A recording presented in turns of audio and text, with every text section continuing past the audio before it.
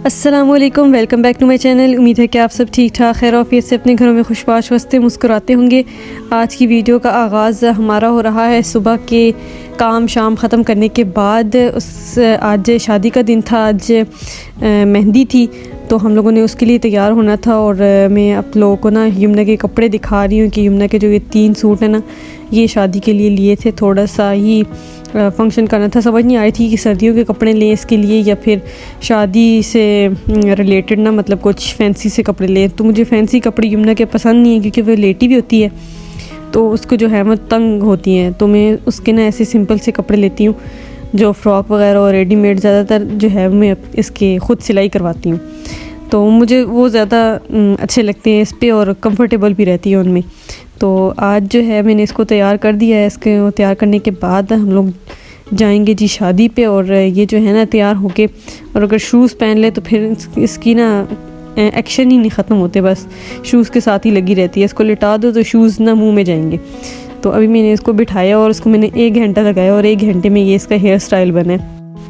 इसको मैंने ना जल्दी तैयार कर दिया था, 11 बजे तक मैंने इसको तैयार कर दिया था।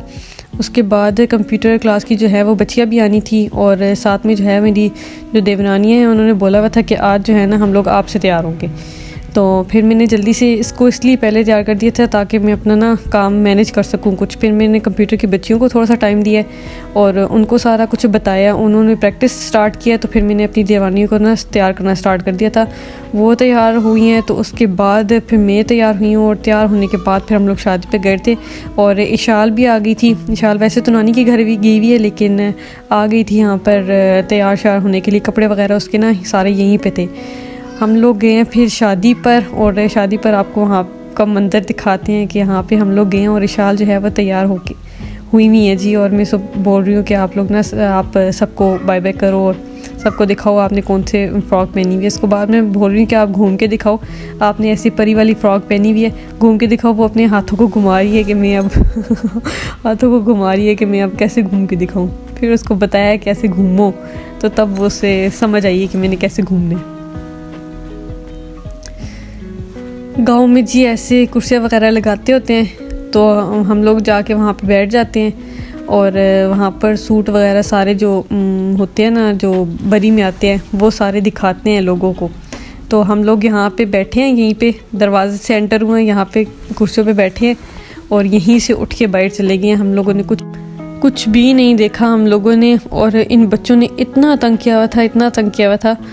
शुक्र अल्हम्दुलिल्लाह मैं तो महर अली को तो घर पे ही छोड़ के आई हुई थी और यमुना को साथ लेके आई हुई थी।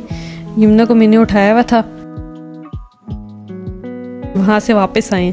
और ये अगले दिन बारात की वीडियो है। ये थोड़ा सा क्लिप जो है वो मैंने रिकॉर्ड किया था और मैं दिखाना चाह रही थी कि इशाल जो है वो आज भी तैयार हो गई हैं।